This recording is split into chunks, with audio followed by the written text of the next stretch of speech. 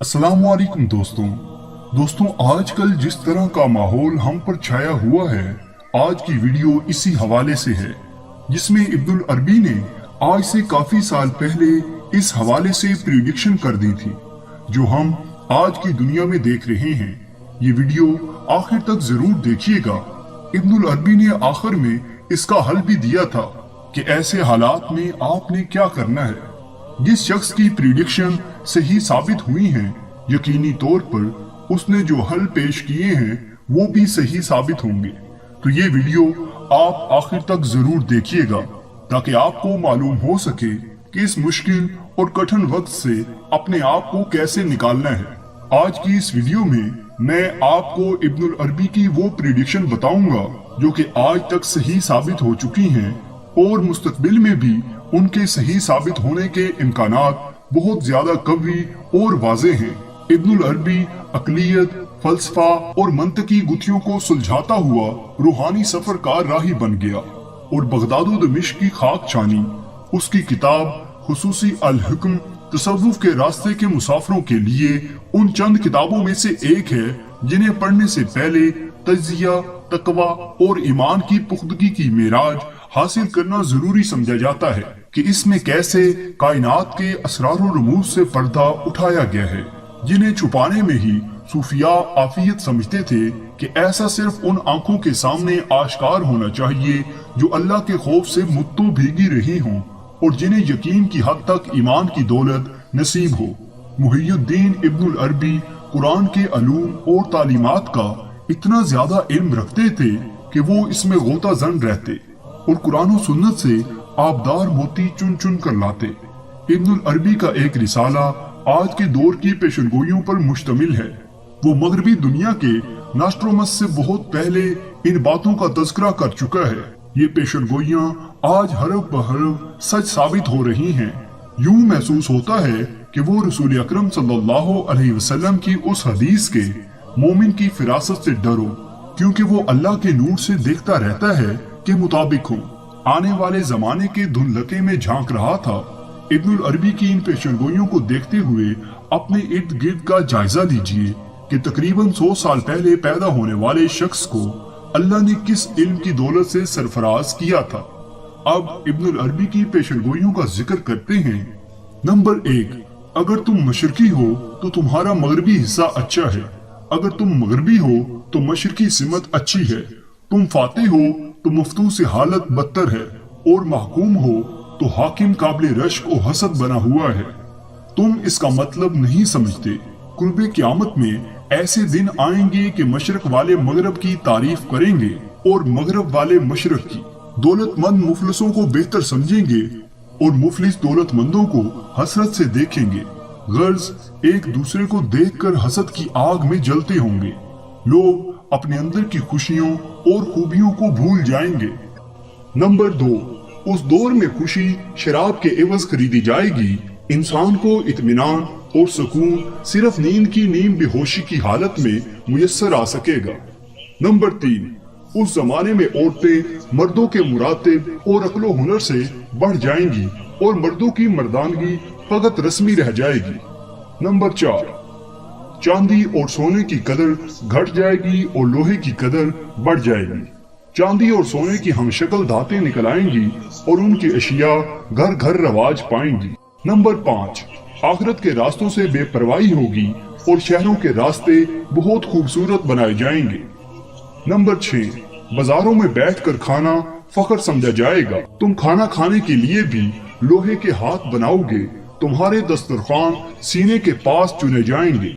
Number 7, लिबास की कीमत इतनी ज्यादा होगी कि आज उनका ख्याल आना भी दुश्वार है। नंबर 8, माँ बाप की इज्जत नहीं होगी और बीवियों को सजदा किया जाएगा। नंबर 9, मजहब का नाम लेकर हुकूमत की जाएगी लेकिन सही मानों में मजहब की पाबंदी न होगी। नंबर 10, उस्तादों की हुर्मत छिन जाएगी। नंबर 11, तुम्हारी जूतियाँ जमीन की पुष्ट ठुकराने वाली और चलने में तुमको मगरूर बनाने वाली होंगी। तुम जूतों के आगे सर झुकाओगे, अमामों को पामाल करोगे। नंबर 12, बाजारों में भी तुम देखोगे कि रात के वक्त सूरज सवा नेज़े पर नजर आता है।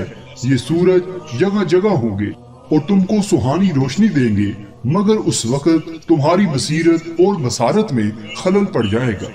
نمبر 13، خیرات لینے اور دینے کے لیے نئے نئے طریقے نکل آئیں گے، نفسا نفسی کی پکار ہوگی، کوئی کسی کو نیک اور بد سے سروکار نہ ہوگا۔ نمبر 14، خدا کے نام کے بغیر کتابیں لکھی جائیں گی، تمہارا لکھنا بھی لوہے کا محتاج ہوگا اور تمہاری کتابیں بھی لوہے کی دستکاری سے تیار ہوں گی۔ اس زمانے میں آدمی اپنے خیالات دوسرے ملکوں اور شہروں کے باشندوں کو آن کی آن میں بھیج دیا کریں گے۔ نمبر 15، غریب اور مفلس امیروں کی برابری چاہیں گے، تم سے 10 قسم کی زکوٰۃ لی جائے گی۔ نمبر 16، یہی وہ وقت ہوگا جب تلواریں نیاموں سے تڑپ تڑپ کر نکلیں گی اور آگ کی بارش ہوگی، اس بارش میں آگ کے بھاری بھاری اولے ہوں گے جو آدمیوں کو پل بھر میں تباہ و برباد کر دیں گے۔ نمبر 17، غور سے سنو، ایک وقت ایسا آنے والا ہے کہ لوگ اپنے ہاتھوں سے اپنے بچوں کو ذبح کریں گے۔ نمبر 18، تمہاری عورتیں ہتھیار باندھ کر میدان جنگ میں جائیں گی، اس دن ہر باشندے کو جنگ کا بلاوا آئے گا، یہ جنگ دین اور ملک کے لیے نہ ہوگی بلکہ خدا کا قہر ہوگی جو بندوں پر نازل ہوگا۔ اس دن کسی خون کے قطرے میں عدل و انصاف کی بوند نہ ہوگی، اس دن زمین بھی تمہاری لاشوں کو اپنے اندر نہ آنے دے گی۔ وہ بڑا ہولناک زمانہ ہے، تم اگر اس زمانے میں موجود ہو تو ہر وقت اللہ سے توبہ کرو، خدا کے حضور سجدے میں گر کر پناہ مانگو، خدا تعالیٰ ہی تم کو اس تباہی اور بربادی سے نجات دے سکتا ہے۔ خدا کے نیک بندوں کو اس وقت گھبرانا نہیں چاہیے، جو اپنے خالق حقیقی کا دامن تھام لیں گے ان کو وہ عافیت دے گا۔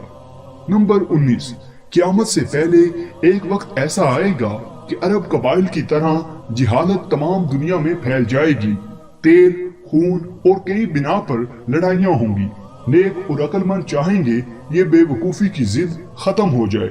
نمبر 20، بادشاہوں کے محل سرنگو ہو جائیں گے، دولت مندوں کے گھروں میں فاقہ کشی ہونے لگے گی، عورتوں اور بچوں کی لاشیں جنگل میں پڑی سڑتی ہوں گی۔ اس جنگ کے بعد کوئی بادشاہ کی بات نہ مانے گا اور ہر گھر کی اپنی حکومت ہوگی۔